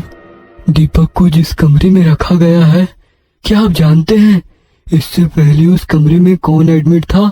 मतलब? सिमरन नाम की लड़की, जो शहर के मशहूर सर्जन डॉक्टर सावंत की बेटी थी और जो आपके हिसाब से पागल हो गई थी। तो उस बात से इसका क्या कनेक्शन? सर, सिमरन ने भी इलाज के दौरान एक नर्स का हाथ काट लिया था। आज दीपक ने भी बहुत समझकर हमारे कर्मचारी पर हमला किया और उसका हाथ काट लिया। मतलब 2 महीने पहले दीपक ने पोस्टमार्टम करते वक्त सावंत साहब पर सर्जिकल ब्लेड से हमला किया था, जिससे उनकी मौत हो गई थी। तुम कहना क्या चाहते हो? मैं यही कहना चाहता हूँ साहब, ये शरीर दीपक का है, पर इसमें दीपक की आत्मा नहीं बल्कि एक शैतानी आत्मा है। शायद तुम पागल हो गए हो। ये दीपक ही है जो हेल्यूसिनेशन से बीमार है। और बेड पर पड़ा दीपक होश में आने लगा। डॉक्टर ने उससे पूछा, तुम्हारा नाम? सर, दीपक। उम्र? 29 साल। काम क्या करते हो? सरकारी अस्पताल में पोस्टमार्टम का काम करता हूँ। डॉक्टर ने उस कर्मचारी की ओर देखते हुए कहा। देखा, इसने सारी जानकारी सही बताई। कहकर डॉक्टर कमरे से बाहर जाने लगे। तभी दीपक के बेड के पास खड़ा वो कर्मचारी बोला, सर, वो दीपक नहीं बल्कि दीपक के शरीर में मौजूद शैतानी आत्मा बोल रही है, जिसे आप सच मान रहे हैं। अगर दीपक के शरीर में शैतानी आत्मा है तो दीपक की आत्मा कहाँ है, बताओ मुझे। कहकर उन्होंने पीछे मुड़कर देखा और सन्न रह गए, क्योंकि उस कमरे में सिर्फ दीपक ही अकेला बेड पर लेटा हुआ था। मगर जिसके साथ इतनी देर से वह बातें कर रहे थे, वह कर्मचारी कहीं भी नजर नहीं आ रहा था। रात के 10 बजने को थे। मेंटल हॉस्पिटल की वो पुरानी जर्जर बनी इमारत किसी पुराने खंडहर से कम नहीं लग रही थी। इमारत के बाहर कुछ बड़े से पेड़ थे, जिनके पत्ते गिरने के कारण टेढ़ी मेढ़ी शाखाएं ही बची थी। बाहर पेड़ों की शाखाओं पर उल्टे लटके चमगादड़ों का झुंड अपनी खौफनाक आवाजों से रात के सन्नाटे को और डरावना बना रहा था। पर एक शाखा पर पेड़ की कोहनी पर बैठा एक उल्लू बिल्कुल शांत था, जैसे उसे किसी की मौजूदगी का एहसास हो रहा था। उस उल्लू की नजरें उस इमारत की छत पर टिकी हुई थी। शायद उसे कुछ नजर आ रहा था, कुछ ऐसा जो आप और हम आम लोग नहीं देख सकते। उसी समय सीसीटीवी रूम से पूरे अस्पताल में निगरानी रखने वाली एक महिला कर्मचारी को सामने बड़ी सी स्क्रीन पर कई छोटे छोटे स्क्रीन पर मरीजों के रूम में लगे कैमरे दिखाई दे रही थी। हर रूम के हालात अलग थे। कोई चीख रहा था, कोई रो रहा था, कोई जोर जोर से हंस रहा था।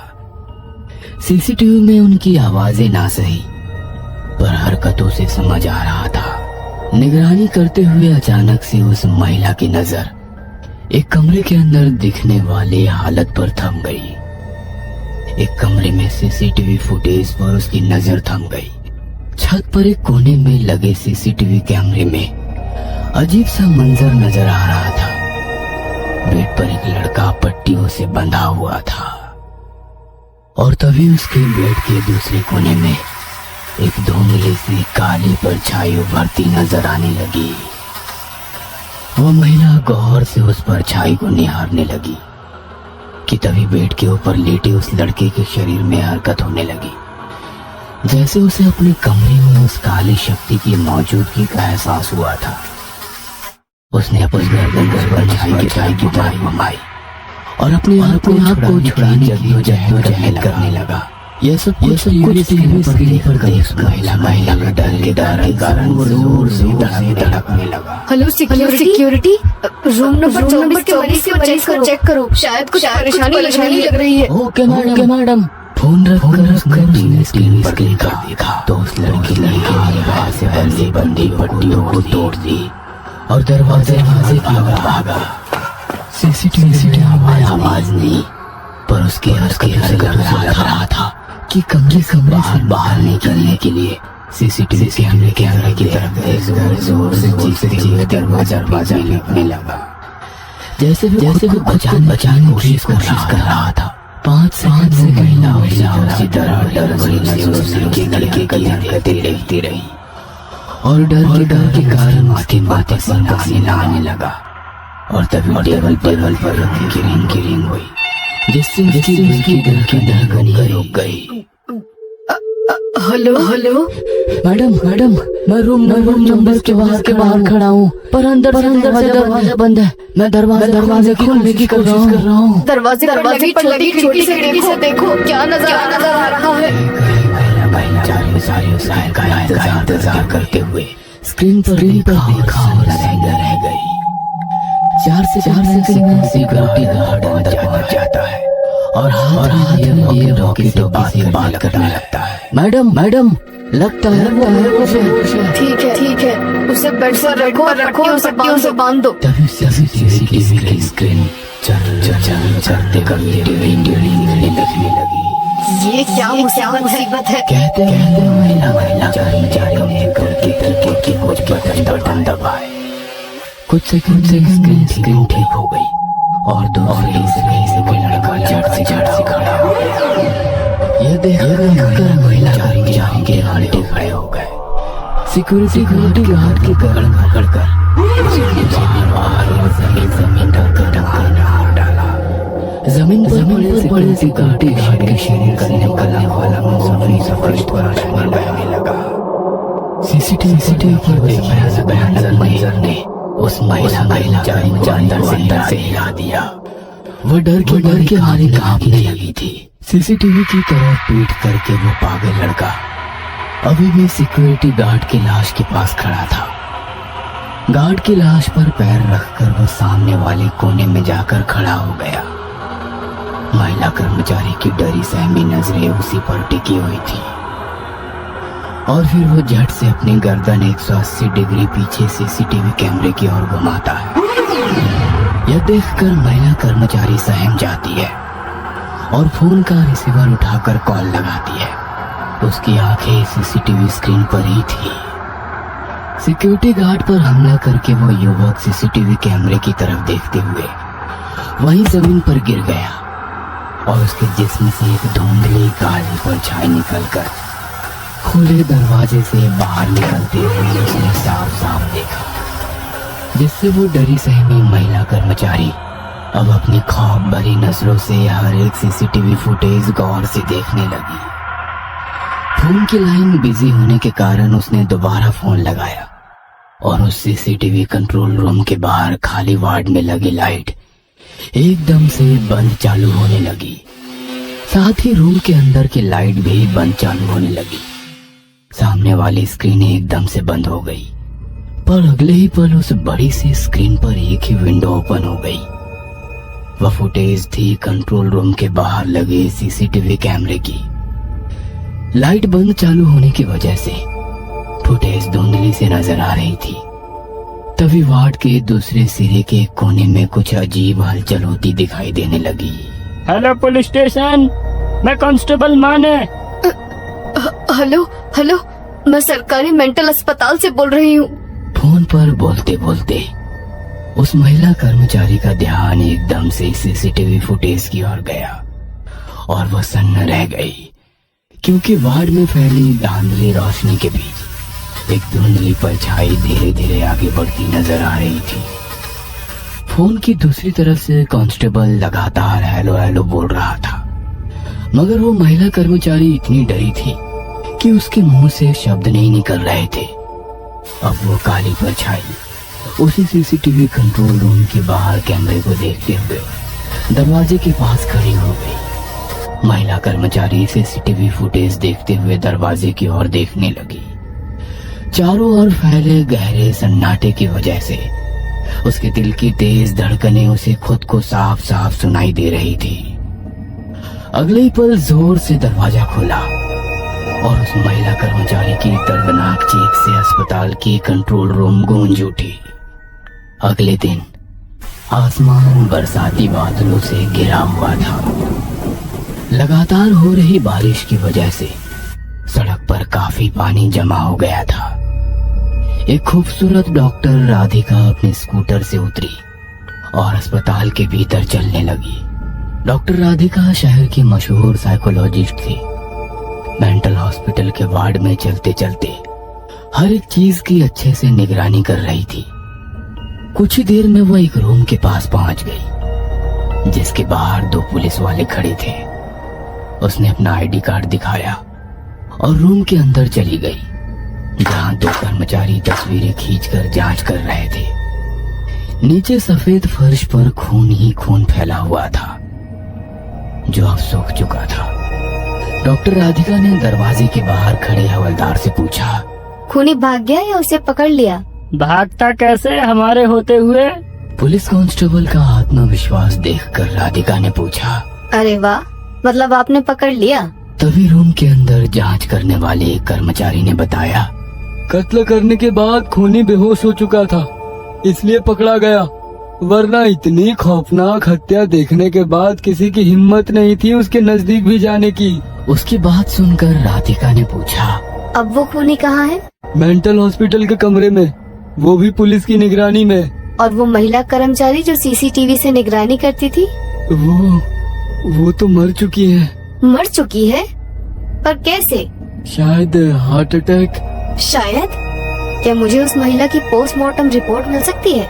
जी मैडम, डॉक्टर साहब से पूछकर मैं रिपोर्ट आपको भेज दूंगा। ठीक है। कहकर राधिका मेंटल हॉस्पिटल के उस कमरे की तरफ चलने लगी, जहां दीपक को रखा गया था। मेंटल हॉस्पिटल काफी डरावना लग रहा था। खाली वार्ड के दोनों तरफ मरीजों के कमरे, जिससे मरीजों के रोने, चीखने और हंसने की आवाजें आ रही थी। सामने से आने वाले कर्मचारी से पूछा, दीपक जिसने कल सिक्योरिटी गार्ड को मारा था? वो सामने वाले कमरे में मैडम। कहकर वो कर्मचारी आगे निकल गया। कुछ ही देर में वो एक कमरे के पास पहुंची। वह कमरा वार्ड के एक कोने में था, एकदम सुनसान, डरावना सा वो कमरा कुछ अजीब सा लग रहा था। बाहर एक पुलिस वाला खड़ा फोन पर बात कर रहा था। नजदीक जाते हुए राधिका ने दरवाजे पर लगी छोटी सी खिड़की से उसे अंदर झांक कर देखा तो दीपक चुपचाप बेड पर बैठा था। कुछ डरा सहमा लग रहा था। इसकी पूरी जांच करनी पड़ेगी। उसका मेंटल चेकअप शुरू हो गया, पर वो हर सवाल का जवाब किसी नॉर्मल इंसान की तरह दे रहा था। तभी राधिका के परेशान चेहरे की ओर देखकर दीपक ने कहा, मुझे पता है आप असल में क्या पूछने आई हैं, या फिर किस चीज की जांच करने आई हैं। जांच? किस चीज की जांच? मौतों की जांच, और हर मौत में मेरी इन्वॉल्वमेंट। तो खून हो रहे हैं और उनका शक तुम पर है, इसकी जानकारी है तुम्हें? हाँ, सब जानते हैं कि गार्ड की मौत कैसे हुई, पर ये कोई नहीं जानता कि महिला कर्मचारी की मौत कैसे हुई।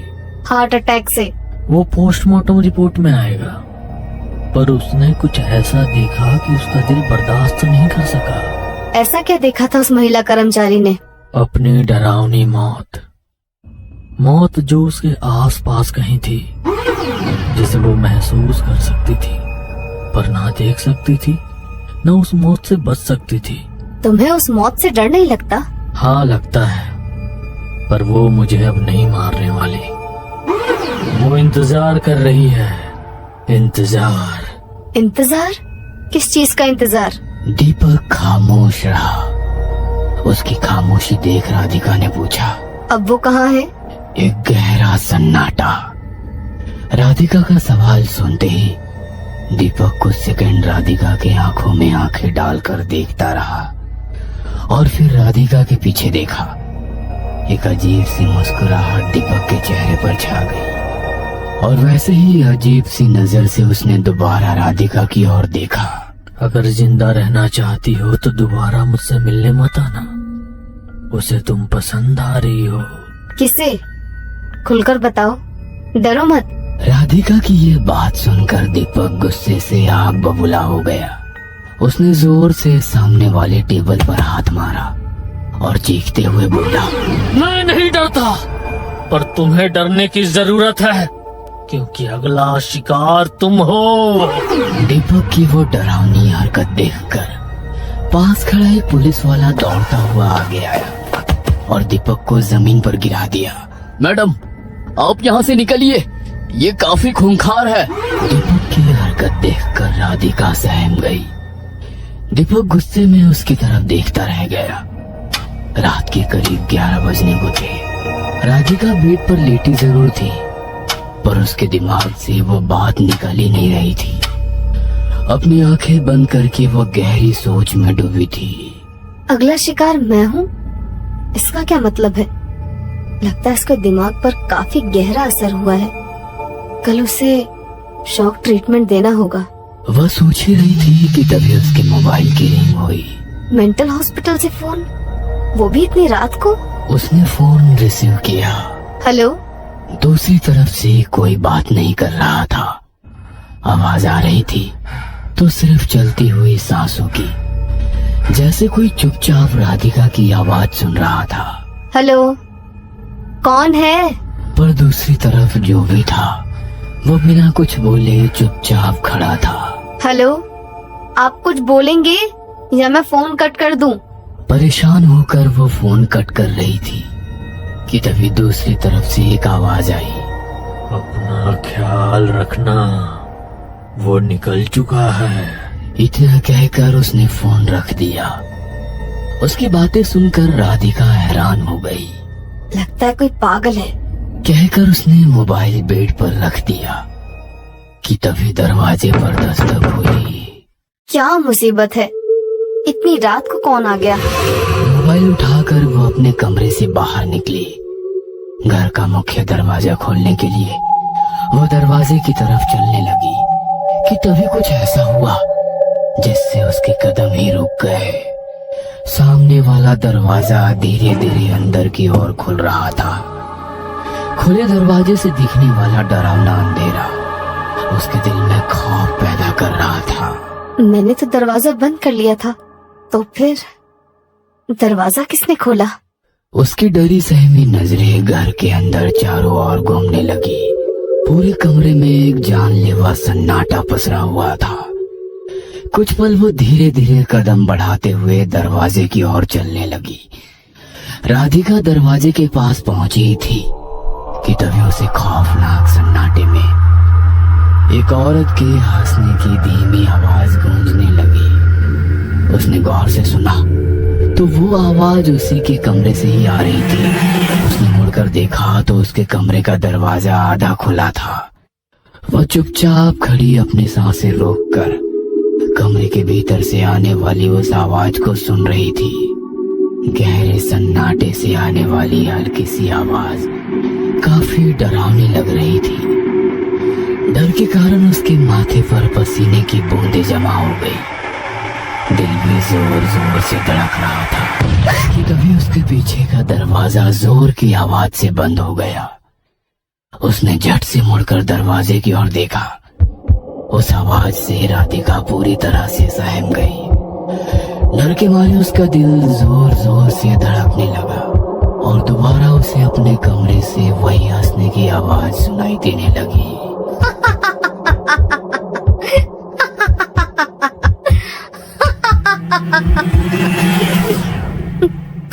कौन है?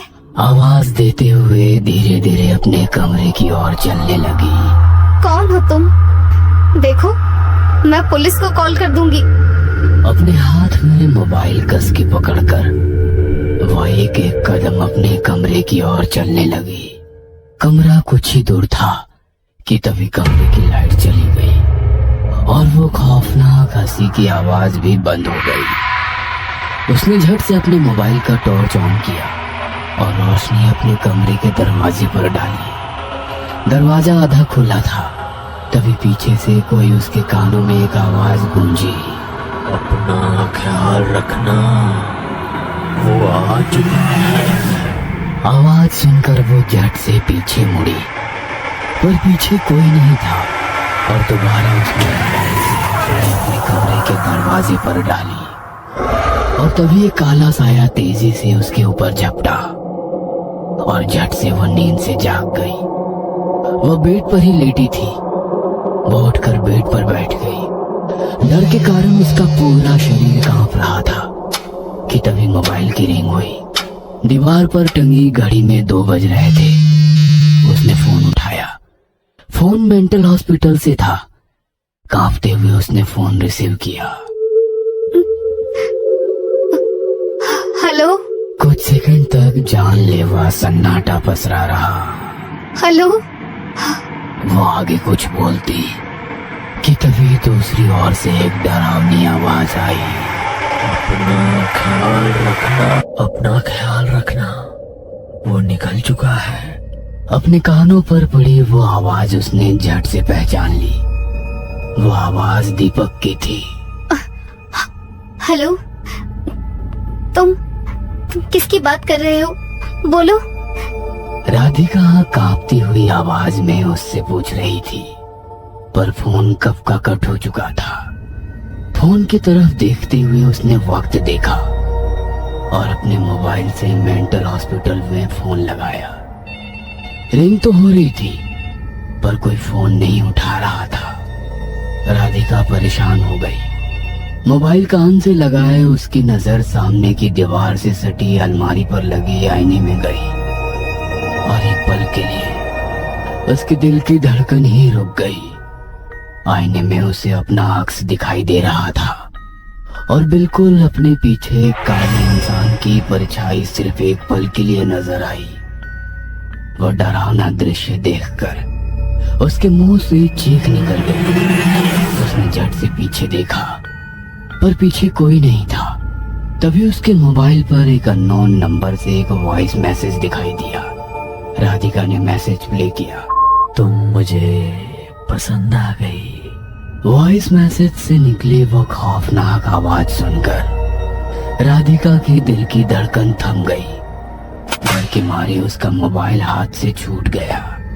जमीन पर पड़ा मोबाइल उठाने के लिए वो झुकी ही थी कि झट से किसी ने उसकी कलाई पकड़ ली। इस बार उसके मुंह से चीख ही निकल गई। डर के कारण राधिका घर से बाहर निकलते हुए अपनी गाड़ी में आकर बैठ गई। वह काफी डर चुकी थी। शायद उसने कुछ ऐसा देखा था जिसकी उसने कल्पना भी नहीं की थी। गाड़ी में चाबी लगाकर गाड़ी स्टार्ट करते हुए वो अपने घर के आधे खुले दरवाजे की ओर देख रही थी। घर के भीतर कोई था जो अब बाहर आने की कोशिश कर रहा था। राधिका अपनी सांसें रोककर एक तरफ दरवाजे की ओर देखती तो दूसरी तरफ चाबी घुमाकर अपनी गाड़ी स्टार्ट करने की कोशिश कर रही थी। तभी उसने देखा कि उसके घर का आधा खुला दरवाजा अब अपने आप ही धीरे धीरे अंदर की ओर खुल रहा है। धीरे धीरे दरवाजा पूरी तरह से खुल गया और राधिका अपनी सांसें रोककर उस दरवाजे के भीतर फैले काले अंधेरे में देखने लगी। चारों ओर बिल्कुल गहरा सन्नाटा फैला हुआ था। उसे अपने दिल की तेज धड़कनों की आवाज साफ साफ सुनाई दे रही थी। वह दरवाजे के भीतर ही नजरें गड़ाए बैठी थी कि तभी कार के कांच के ऊपर झट से काला इंसानी हाथ पड़ा। वह मंजर देखकर राधिका के मुंह से जोर से चीख निकली और अगले ही पल उसकी गाड़ी स्टार्ट हो गई। तेजी से गाड़ी घुमाते हुए वो अपने घर से दूर जाने लगी। जो उसके साथ हो रहा था वो उसकी कल्पना से परे था। अब इसका जवाब दीपक ही दे सकता था। सुनसान सड़क पर उसकी गाड़ी करीब 100 की स्पीड से जा रही थी। सब कुछ शांत लग रहा था, पर डर के मारे उसकी आंखों से आंसू निकल रहे थे। उसके कानों पर एक अजीब सी आवाज आने लगी। अपनी सांसें रोककर वो अजीब सी आवाज को सुनने की कोशिश करने लगी। मधुमक्खी की धू धू करती आवाज उसके कानों में गूंजने लगी। उसकी नजर सामने कार के डैशबोर्ड पर गई। एक छोटी सी मधुमक्खी डैशबोर्ड के ऊपर मंडरा रही थी। राधिका ने पास वाली सीट पर रखा न्यूज़पेपर उठाया और एक ही झटके में उस मधुमक्खी को खत्म कर दिया और दूसरा अपनी आंखें सड़क पर गड़ाए तेजी से मेंटल हॉस्पिटल की ओर जाने लगी कि तभी एक बड़ा सा मधुमक्खी का छत्ता कार की खुली खिड़की से अंदर घुस गया। ये सब देखकर राधिका का कार पर से कंट्रोल छूटने लगा। उसकी कार दाएं बाएं सड़क पर चलते हुए आखिरकार पलट गई और काफी दूर तक घसीटते जाकर एक जगह रुक गई। सब कुछ एकदम से शांत हो गया। सबसे अजीब बात यह थी कि वहां पर ना कोई मधुमक्खी थी और ना कोई अजीब सी आवाज आ रही थी। कार का दरवाजा खोलकर राधिका बाहर निकली, पर उसे खरोच तक नहीं आई थी। खुद को संभालते हुए देखा तो पीछे वाली सड़क पूरी तरह से खाली थी। उसने मुड़कर सामने देखा तो कुछ ही दूरी पर वो मेंटल हॉस्पिटल नजर आ रहा था। अब सारे सवालों के जवाब वही मिलने वाले थे। वह मेंटल हॉस्पिटल से अंदर आई, पर काफी सन्नाटा पसरा हुआ था। पूरे अस्पताल में अंधेरा फैला हुआ था। शायद लाइट चली गई थी, पर वहां ना कोई मरीज और ना कोई डॉक्टर नजर आ रहा था। सन्नाटा, बिल्कुल गहरा सन्नाटा चारों ओर फैला हुआ था। कहाँ गए सब? क्या मुसीबत है? उसने मोबाइल शुरू करने के लिए जींस के पॉकेट में हाथ डाला और समझ में आ गया कि उस हादसे के वक्त मोबाइल घर पर ही रह गया। काउंटर पर रखे लैंडलाइन फोन से कॉल करने लगी, पर फोन तो बंद पड़ा था। उसे काउंटर के ड्राइव में एक टॉर्च मिल गई। उसने टॉर्च शुरू की, पर वो एकदम से शुरू होते हुए दोबारा बंद हो गई। तभी उसे अपने पीछे किसी की आहट महसूस हो गई। उसने झट से पीछे मुड़कर देखा, पर कोई नहीं था। काले अंधेरे में टॉर्च की रोशनी डालते हुए उसने आवाज लगाई, हेलो सिक्योरिटी, कोई है? पर उस गहरे सन्नाटे से किसी की आवाज नहीं आ रही थी। दिन रात पागलों की चीख पुकार से गूंजने वाली उस मेंटल हॉस्पिटल में अमावस की रात में किसी शमशान में फैले खौफनाक सन्नाटे की तरह गहरा सन्नाटा फैला हुआ था। डर के मारे राधिका के दिल की धड़कनें तेज हो रही थी। हाथ में लिए टॉर्च की रोशनी वो चारों ओर डालते हुए सिक्योरिटी गार्ड को ढूंढने लगी, पर एक अजीब सी बात उसने नोटिस की। पागलों को बंद करके रखे हर कमरे के दरवाजे की कुंडी टूटी हुई थी। उसने हैरानी से हर दरवाजे पर रोशनी डाली, पर सारे दरवाजे बंद तो थे, पर उनके ऊपर लगी कुंडी टूटी हुई थी। उसने दोबारा आवाज लगाई, सिक्योरिटी, हेलो, कोई है?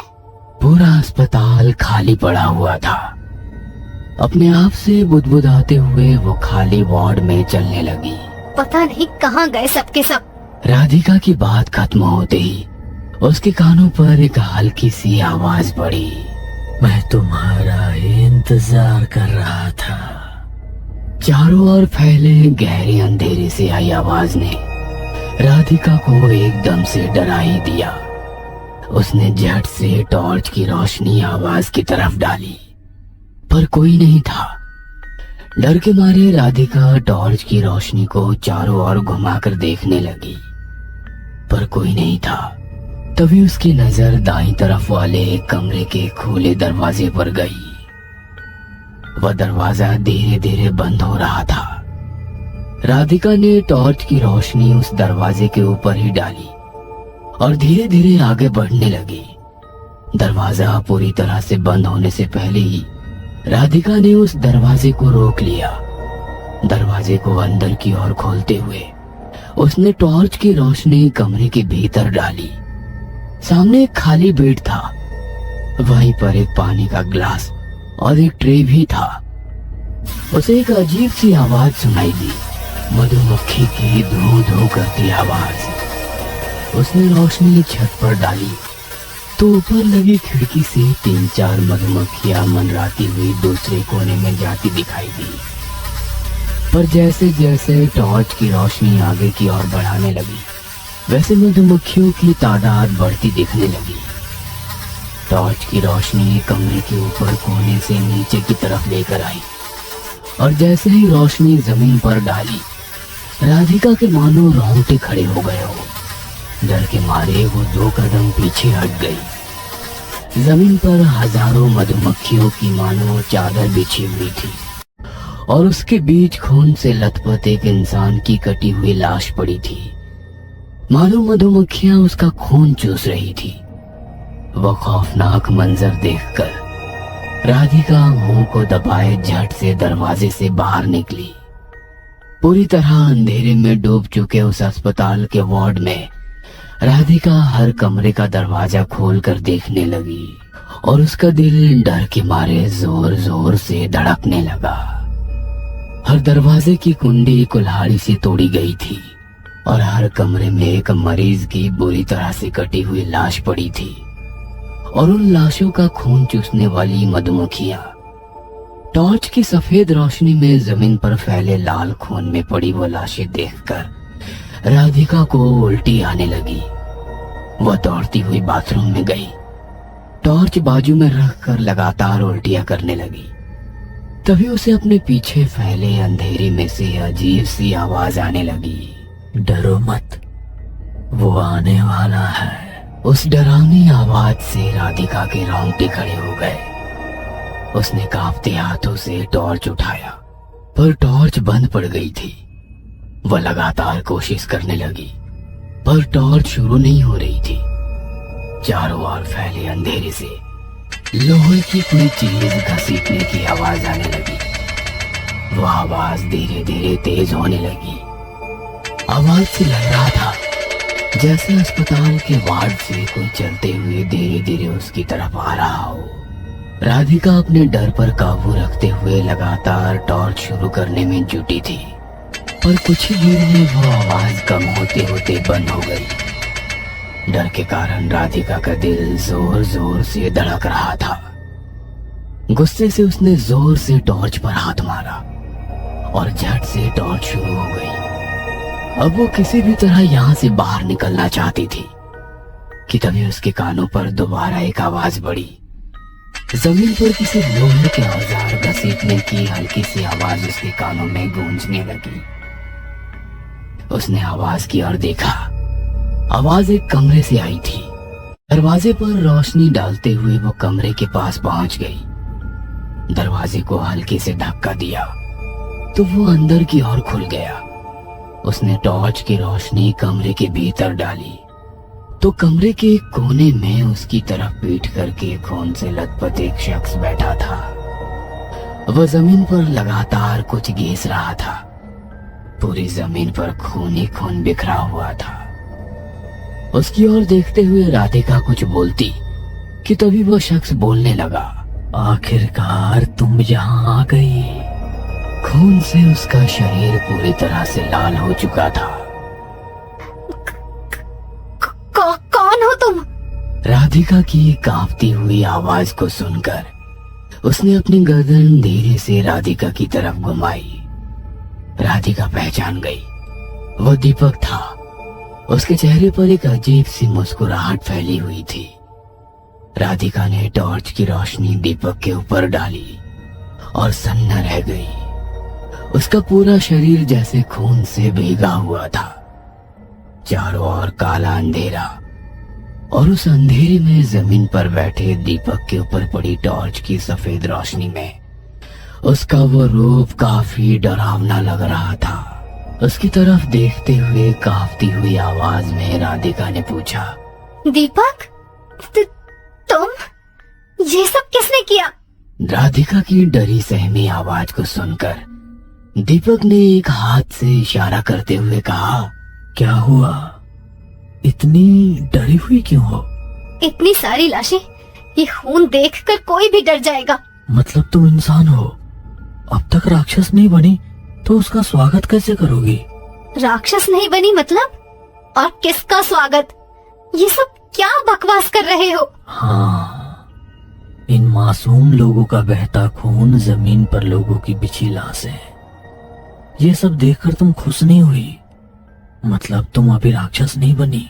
उसकी अजीब सी बातें सुनकर राधिका को गुस्सा आ गया। तुम पूरी तरह से पागल हो गए हो। पागल नहीं, राक्षस तुम भी बनोगी। मैं? वो कैसे? मौत किसी की भी हो, अगर किसी बेगुनाह की मौत से खुशी मिलती है तो समझ लो तुम अब राक्षस हो चुकी हो।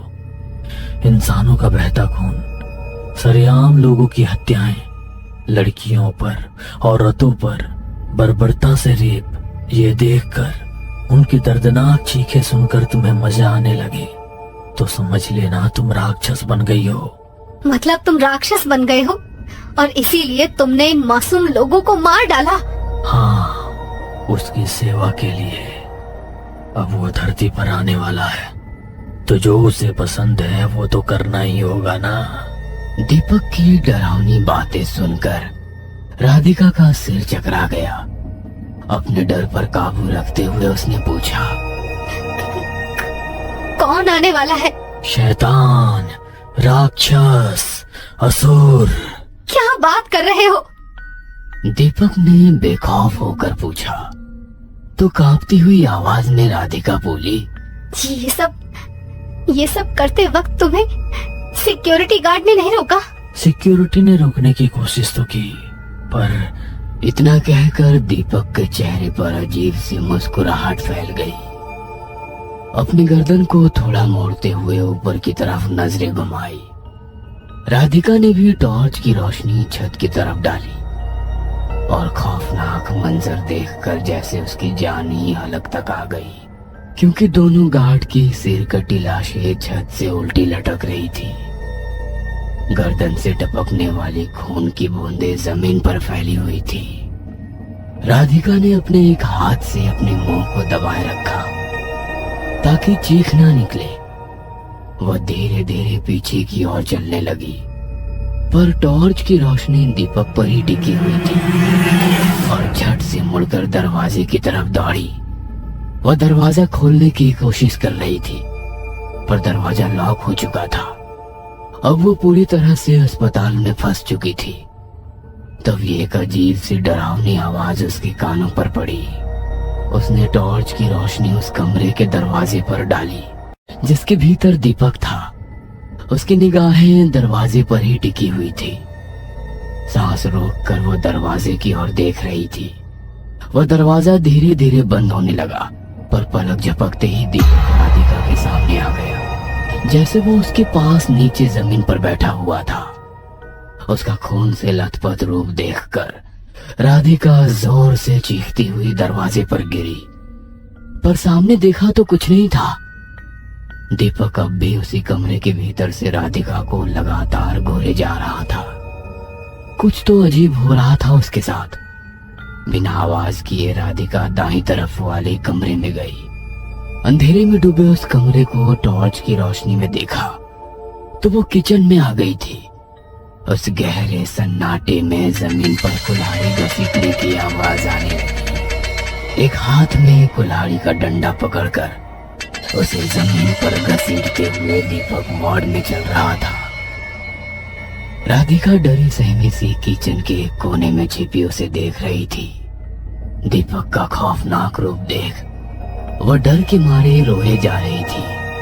आवाज ना आए इसलिए दोनों हाथों से अपना मुंह दबाकर रखा था। तभी उसकी नजर सिलेंडर पर गई। उसने चुपके से गैस की बटन ऑन कर दिया कि तभी झटके से दीपक ने पीछे से उसका मुंह पकड़ लिया। उसके हाथ से टॉर्च छूटकर जमीन पर गिरकर टूट गई और चारों ओर काला अंधेरा छा गया। दोपहर 1 बजे के करीब जमीन पर बेहोश पड़ी राधिका को 2 अस्पताल के कर्मचारियों ने स्ट्रेचर पर रख दिया और एम्बुलेंस की तरफ चलने लगे। दीपक की कटी हुई लाश वहीं जमीन पर पड़ी थी। कुछ पुलिसकर्मी मेंटल अस्पताल में छिपी लाशों का पंचनामा कर रहे थे।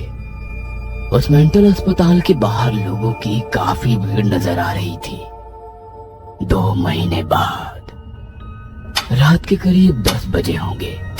एक अस्पताल से निकलकर राधिका अपनी कार में बैठकर घने जंगल से तेजी से गुजरने लगी। तभी एक हिरन का मासूम बच्चा दौड़ते हुए उसकी कार से टकराया। राधिका ने कस के ब्रेक लगाए। कार के पहिए रोड पर घसीटते हुए कुछ दूर जाकर रुक गई। सब कुछ शांत हो गया।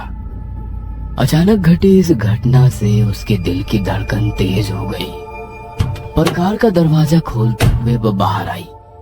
पीछे देखा तो सड़क के बीचों बीच वह हिरन का बच्चा खून से लथपथ होकर जख्मी हालात में छटपटा रहा था। वह तेजी से चलते हुए उसकी तरफ गई, पर तब तक उसकी छटपटाहट बंद हो गई थी। वह मासूम हिरन का बच्चा मर चुका था। नम आंखों से उसे देखते हुए जमीन पर फैला उसका खून हाथ से छूकर देखने लगी। उस लाल खून को अपनी डरी सहमी आंखों से देखते झट से खड़ी हो गई। पर अगले ही पल उस लाल गाढ़े खून देखकर हल्के से मुस्कुराते हुए अपनी जेब से चाट लिया और खून से सने हाथ को अपने पेट पर घुमाते हुए मुस्कुराकर बोली, तुम्हें भी अब भूख लग रही होगी ना? और एक पल में उसके दिमाग में दीपक की सारी बातें घूमने लगी। तुम उसे पसंद आ गई हो, वो आ रहा है, उसे खून पसंद है। और किचन में दीपक ने उसका मुंह दबा लिया। मुस्कुराते हुए राधिका अपनी कार में बैठ गई और अपने पेट पर हाथ घुमाते हुए बोली, राक्षस आने वाला है। रात के अंधेरे में उसकी कार काले घने जंगल के भीतर जाने लगी।